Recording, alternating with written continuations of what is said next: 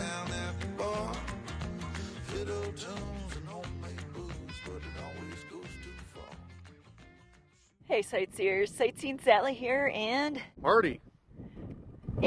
we've left Texas. Yeah, we've left Texas. We're now over in New Mexico exploring, and today we happen to be at a place known as Lake Valley Historic District. An old ghost town. Yeah, this one has a lot of drama associated with its history and some really cool buildings here, so we're going to have a lot of fun digging into this one. Let's take a look. Welcome to Lake Valley, the bridal chamber boomtown. Established in 1882, by 1883, this short-lived silver mining town had reached its peak with a population of 1,000. So for those of you who don't know the history behind Lake Valley, in a nutshell, it starts out with two guys in a saloon over in a neighboring town known as Hillsboro. And the two guys, Chris Watson and George W. Lufkin, were hanging out, drinking, doing what guys do in saloons back in the day. And there happened to be another guy sitting there with them, and he was telling them about how he found this really rich, pure piece of silver. And he showed it to them, and they're all like, oh, we want to get in on this. And so they managed to talk the guy into sharing some information about the location, about where he thought he found it. Because, of course, he couldn't remember exactly where it was that he found this pure piece of silver. Well, as it turned out, George and Chris decided to put together a grub stake and ended up going and searching for silver. And just about the time that they were running out of money, ready to give up, they happened to strike it big as far as finding a rich vein of silver. Lots of old remnants laying around. Old pipe fittings, water valves.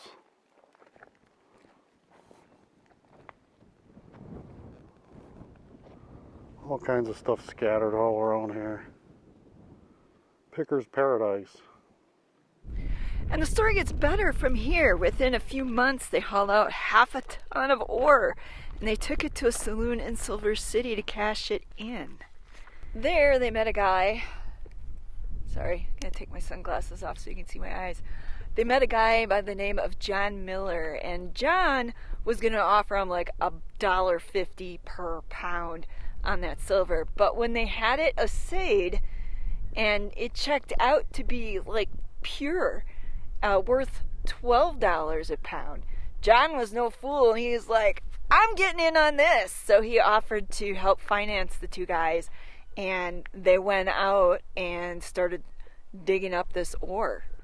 Switching gears a bit, I'm going to leave you hanging with that and let you think about the story I just told you. Marty's checking out one of the buildings here, one of the original buildings here in Lake Valley. As you can see, it has an old Conoco sign leading us to believe it was once a gas station. I actually like the old Conoco sign. It's actually that red porcelain again, like when we were in Thurber, the sign there. At some point they outlawed that red color for some reason.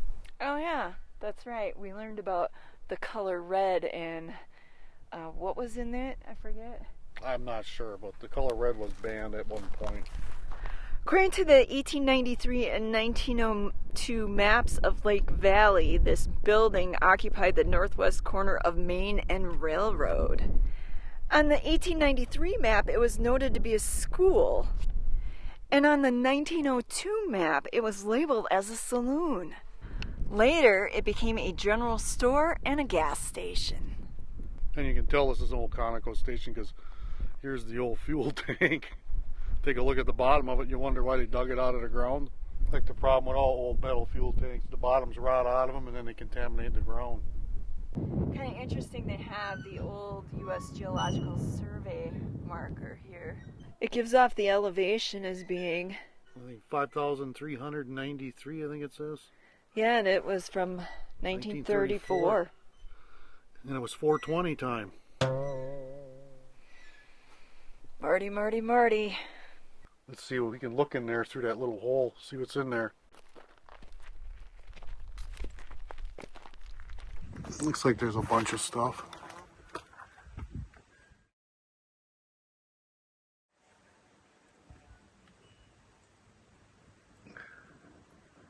Not a whole lot to see in there. Moving along, back to the story.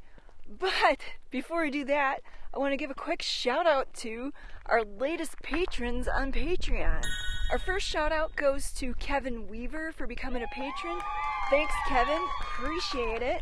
And our second shout out goes to Craig and Rachel Giesler, along with my furry friends, Jimmers and Rebel, for becoming our latest patrons on Patreon. Thank you. We appreciate you guys helping us get out to all these awesome places across America. Now, where was I? Oh yeah, talking about the history of Lake Valley. We'll enter into the scene a man by the name of George Daly. By this time, there were 8 claims. I don't know how they were divvied up between Lufkin, Watson, and Miller. I believe there might have been some other men involved at this point, but George Daly ends up buying all 8 claims from these men. And Miller somehow scores big. He gets like $100,000 for his claim, whereas Watson and Lufkin only get $25,000 apiece. Now we're going to stop there because Marty has stumbled upon something rather interesting. So while you think about that, Marty's going to tell us what he discovered over here. Well, Marty, what did you find? An old safe with the door missing. That's an easy way to crack into a safe, huh? Considering how big it is, it probably belonged to the mine at one time. Or if they had a bank here, what is a bank vault? It's fairly large. And for reference,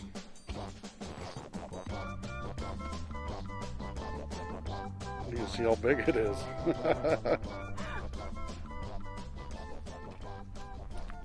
Or maybe it was really their jail.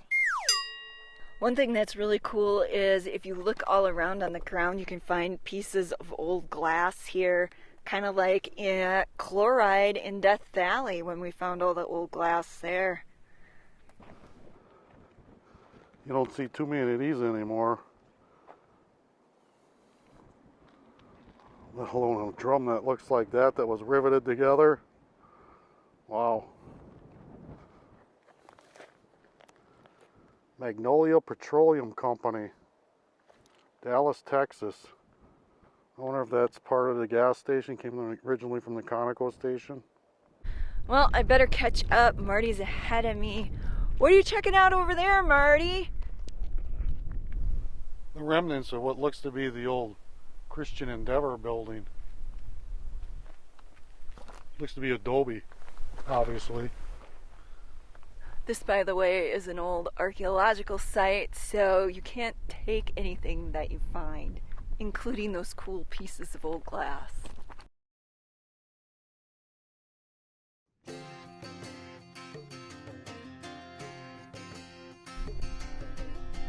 Given by what we're seeing here, I would compare this to rhyolite over in Nevada. Because, much like rhyolite, this is also on BLM land. At least a portion of it is. Some of it is on private property. Just FYI, if you could decide to come out here. Down in the distance there where you're not allowed, looks like an old lonely ore cart sitting there. Still surviving. What we're looking at, and Marty's just standing there for reference so you know that we're looking at something, is the remains of the old Keller Miller store. Once a town staple, in 1895 this store sold what would be the 2002 equivalent of $1 million in goods. And then just beyond, up there, you can see the tailings that were left behind from the mining. Now, as we get back into the story of the mining that went on here, there were several periods of mining that occurred here. The first one being in the late 1800s. that I was telling you about when they first discovered silver over here. But then there was also mining that went on back during, I think it was World War I, when they were mining manganese. Manganese. Ugh, it's a tongue twister, I can't say it. Marty, help me out and say it. Manganese. Manganese. There's an old building. Part of the mining operation, I presume. Let's take a look inside.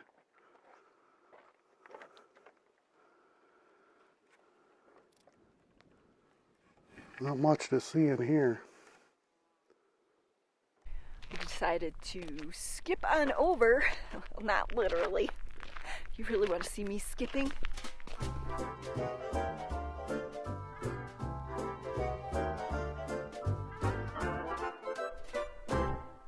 To the old adobe schoolhouse. Built in 1904, the cupola once held a bell, and the entryway once had a drinking fountain. Or water fountain, depending on which part of the country you come from. But we decided to skip on over here because it also doubles as a museum these days.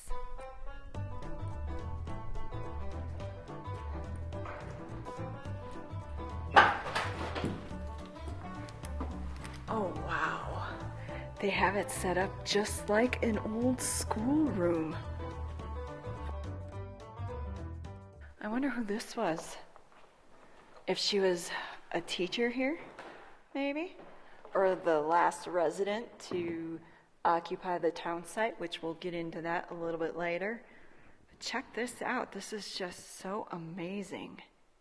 You know me and my fascination with school. My parents wondered why it took me forever to get through college. This is why I love school. Call me crazy, but I'm one of those odd ducks that just loves school. And look at these old desks. According to what Marty says, these are legitimately old. He's definitely got years of use on. Look at the edges here. Shoot up they are. And this is all cast iron on the sides. I mean, this is definitely old. And interestingly enough, they were made in Grand Rapids, Michigan. And then besides the school, they have on display some of the artifacts that have been found over the years outside.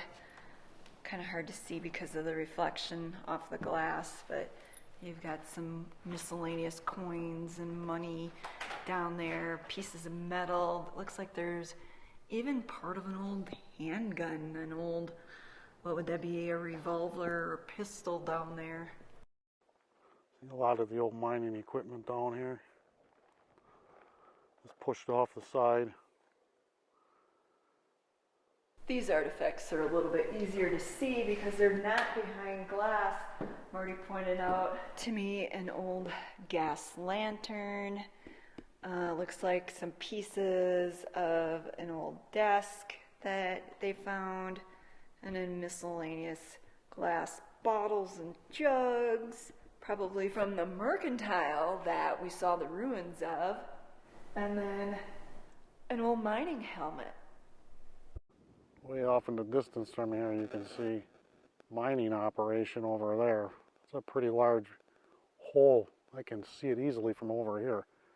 It's almost the size I think you could drive a semi in it, which I don't think they are, but it's fairly large. And then, if that wasn't cool enough, they also have, surprisingly, pictures of some of the former residents. This here is Sadie Orchard. There were some really interesting stories about her, which we'll get into more when we go visit Hillsboro, the neighboring town. But just briefly, Sadie, for a time, was married, and when she was married, her and her husband ran the stagecoach that ran between the towns of Lake Valley, Hillsboro, Kingston, and there was one other one, I think something like Butternut or Nut something. It escapes me right now. But without getting too much into Sadie's colorful past, we don't want to give it all away now. She definitely got around. And that's all I'm going to say for now. Anyways, they show a picture of her sitting in the driver's seat of the stagecoach. And these pictures here are of the old Conoco station. And there's a picture of the old train depot along with some of the homes, which is really neat that they were able to put together the faces behind the town, the people that lived here, and sharing some of their stories so that it brings the town more to life. And for all you book lovers out there, they've got this really interesting book called Silver-Plated Deceit, The Story of Mining in Lake Valley, New Mexico. Although it looks like if you're old like me, you're definitely going to want to wear your reading glasses to read this. One last thing before we move on to the rest of the historic site, they have this Lake Valley registry that contains memories of some of the former residents here. This one here says that they went to some of the school dances. He worked at the mine in early 1940 extracting manganese. Really interesting. I could sit here all day, but I know some people are like, come on, let's see the rest of the site. So, quickly, I'm imagining that's the bell that used to be up in the cupola, but I don't know that for sure. It is the original bell. Look on the wall right here. Oh, I guess I missed that. Good thing we got old Eagle Eye Marty along. Otherwise we missed that. Here's an old car. Next to this old chicken coop or something. With all wires stretched over the top and around it. Let's check this out. I wonder what year this thing is.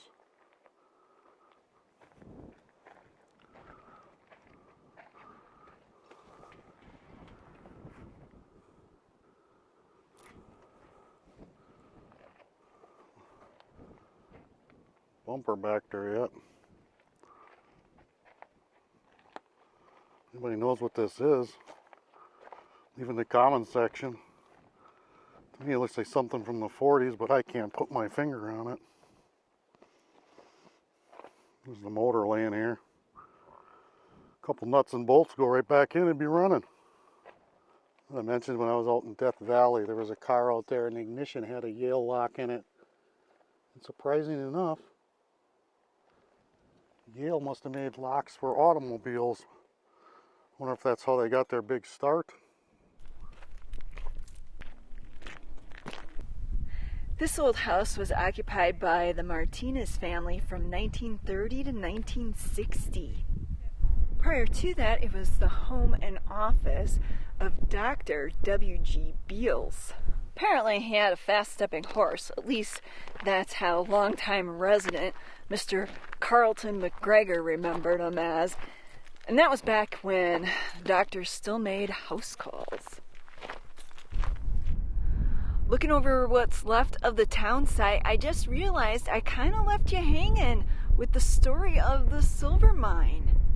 Where we left off was George Daly had bought up those claims. Well, somehow some guy by the name of John Levitt, or Leavitt, depending on how his name's pronounced correctly, ends up getting involved. I'm not sure if he was one of George's partners or what, but John ended up finding what was later called the bridal chamber.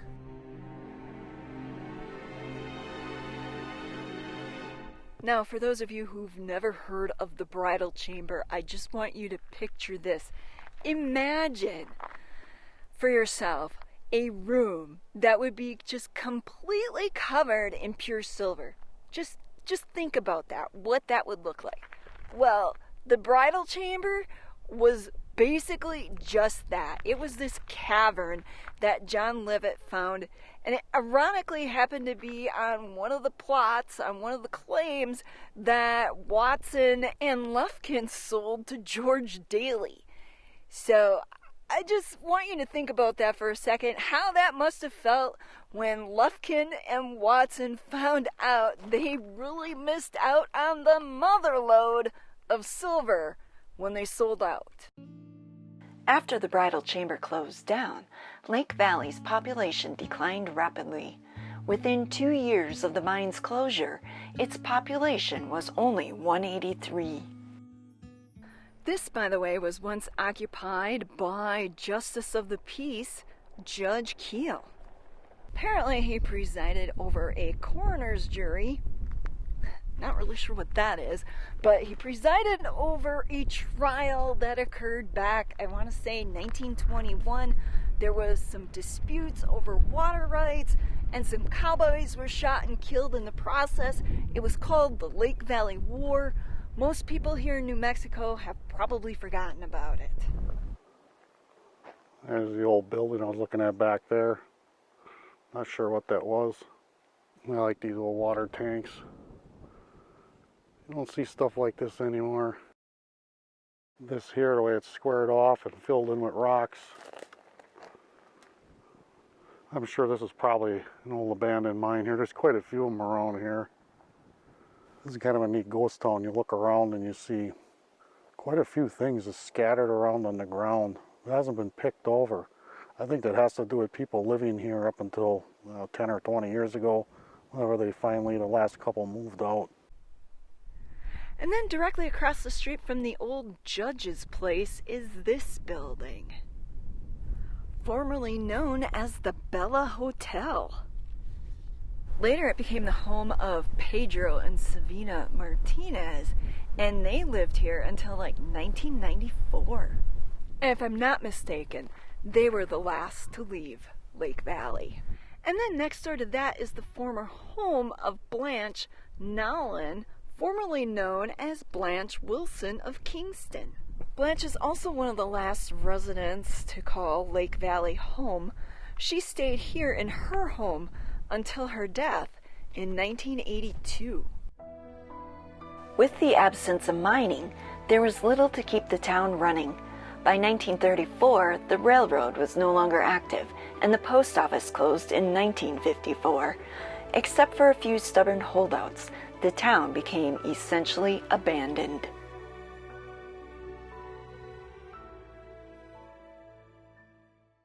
Now, when I say the bridal chamber was the motherlode of silver, I'm talking about a chamber that was 26 feet wide by 12 feet tall and 200 feet long of silver that was basically pure. We're talking silver bromides and silver chlorides. They said that silver was so pure, they didn't even have to process it. They sent it directly to the mint. Ore from the bridal chamber is reported to have yielded over 3.5 million ounces of silver before the deposit played out. In later years, the entrance to the bridal chamber collapsed, and the mine is now too dangerous to enter. And apparently the bridal chamber, or what's left of it, is somewhere out there yonder. From what I understand, there has never been anything else like it, here or anywhere else. It just was that amazing. And so when I think about those two men, George Lufkin and Chris Watson, and how close they came. I mean, they were this close to striking it huge with the bridal chamber, and they missed out. And ironically, the man who discovered the bridal chamber ended up selling it for a small amount, a fraction of what it yielded. Crazy, huh? George W. Lufkin and his friends weren't the only ones to lose out during this period. George Daly partnered with financier J. Whittaker Wright to create the Sierra Grande Mining Company. Naive investors who never set foot in the West couldn't plunk their money down fast enough, persuaded by Wright to buy stock in the company. Eventually, the mining company, plagued by Wright's fraudulent schemes, went bankrupt, tapping out its investors, including famed paleontologist Edward Cope, who lost most of his fortune. I did find out, by the way, that the huge piles you see out there, the tailings, were from the manganese. Manganese. I don't know why I'm having such trouble saying that word, but I am.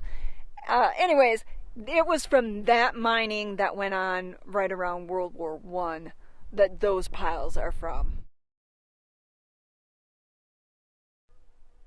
If you haven't figured out by now, it was the discovery of the bridal chamber that brought life to this area at one point. And unlike some of the other silver mining towns around that managed to survive, Lake Valley didn't. There was a fire that burned most of Main Street at one point. According to several sources, the fire was intentionally set behind one of the saloons when a patron lighting a cigarette threw their lit match onto a pile of hay. After the fire, the town chose not to rebuild.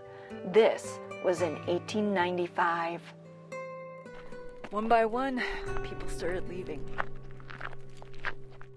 Although the town saw a brief resurgence in population due to mining of other minerals, by the 1950s there were only 20 people here, including Blanche, Pedro, and Savina.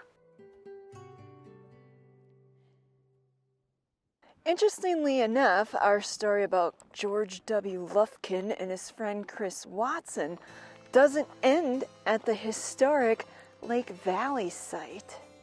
It actually ends here in this cemetery. Somewhere in a pauper's grave lie the remains of George W. Lufkin. And how is it, you might be wondering, that George ended up in a pauper's grave? That's because he died penniless. Yep, pissed away all his money, the $25,000 that he made from selling off his claim to that silver. Drank it up, spent it on loose women, I don't know. Historical accounts are silent on that. We just know that he's buried somewhere here in an unmarked grave. These here, by the way, happen to be the graves of John W. Miller and Emma Moody. I wonder if that's the same John Miller from our story. You know, the guy that teamed up with Lufkin and Watson and then ended up selling his piece of the pie for $100,000. I wouldn't be surprised if it was. You know how it is with small towns. A lot of people, once they end up there, never leave. Until next time, this is Sightseeing Sally.